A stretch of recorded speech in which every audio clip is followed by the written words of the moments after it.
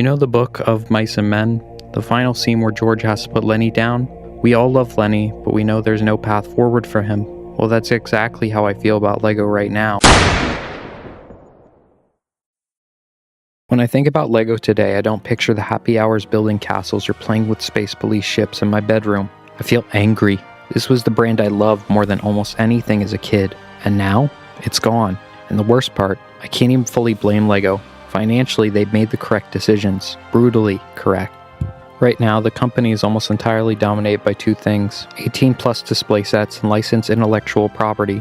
Disney, Nintendo, Marvel, Star Wars, and the like. The original themes that defined my childhood: Atlantis, Power Miners, Agents, Pharaoh's Quest, Monster Fighters, and above all, my beloved Bionicle, are echoes from a lost era. You can never truly go back home. Sure, you can buy out every single old set on Bricklink, or grab the occasional nostalgic remake, but you can't be 8 years old again, sitting at a Toys R Us aisle, staring at 30 brand new themes, paralyzed because you can only pick out 1 or 2 boxes a month. Do you get the Turbo Submarine and miss Pharaoh's Quest forever? For me, it was always Castle and Bionicle first. If I managed to complete those waves before the year ended, I would dip into the $20 to $30 sets from Power Miners, Agents, and Space Police. My single biggest LEGO regret to this day is never buying the epic Thunder Driller from Power Miners. It was so iconic to the theme, and something about that big drill, it just drew me in. I wish the kids of today could experience the LEGO I understood in my heart. Don't get me wrong, LEGO is still beloved by millions. It's just a completely different company now. The old focus was on play features, unique pieces, and original multi-year stories.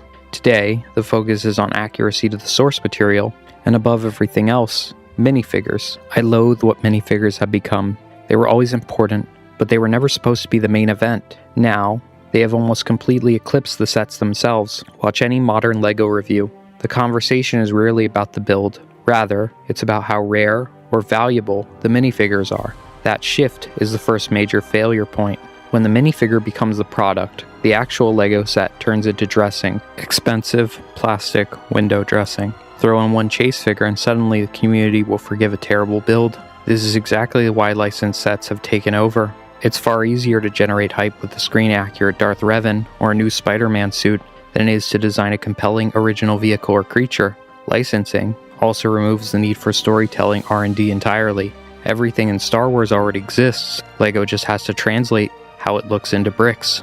Creating something like the Bionicle saga from scratch took years of world building, character design, lore drops, comics, movies, all just to get started. Half a decade of risk. From a pure business standpoint, paying Disney a licensing fee is cheaper and faster than paying writers and artists to invent an entirely new universe. The result?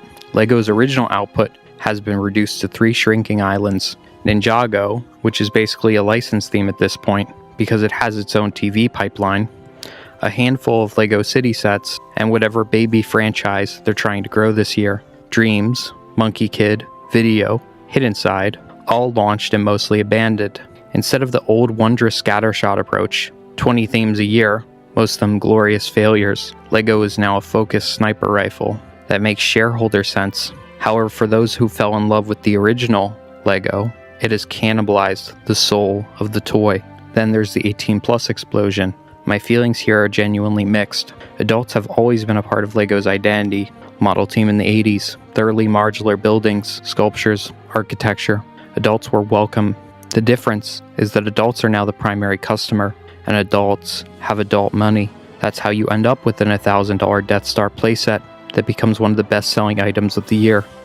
No parent on earth is dropping $1,000 on a single toy for an 8-year-old, yet thousands of 30-year-olds will. Look at the recent Star Wars Turbo Tank. $160 for the smallest, flimsiest version ever made. It collapses if you breathe on it wrong. That's because it was never designed to be played with. It was meant to sit on a shelf and look acceptable from 5 feet away. At that point, it stops being a toy and becomes overpriced decor for man-children. There is, however, one bright spot, one place where the old LEGO spirit still breathes. The Creator 3-in-1 line. Majestic pirate ships, medieval castles, haunted mansions, dinosaurs, parrots, pandas, a giant Japanese mecha. These sets feel like spiritual successors to the classic themes I miss. The recent Monster Fighters homage could have been a full wave in 2011, yet Creator can never fully replace a proper theme with factions, lore, and 4 waves a year.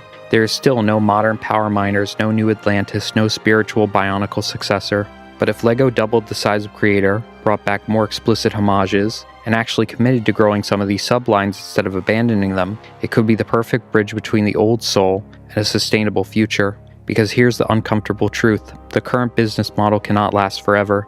It feels like watching the final lapse of a Ponzi scheme. You can only release so many $500 licensed display models before the average collector either runs out of money or shelf space. The investor class that have fueled LEGO's last decade of growth is finite, and when that bubble pops, LEGO will be the one left holding the bag. LEGO Creator has quietly laid out a viable path forward. Original, system-based, replayable sets that appeal to both kids and adults without requiring a $200 entry fee or a Disney contract. The question is whether LEGO's leadership has the courage to pivot away from the licensed 18-plus cash printer while it's still profitable, or whether they'll ride it straight into the ground. For the first time in my life, I'm not sure LEGO has a George willing to do what's necessary. I hope that I'm wrong.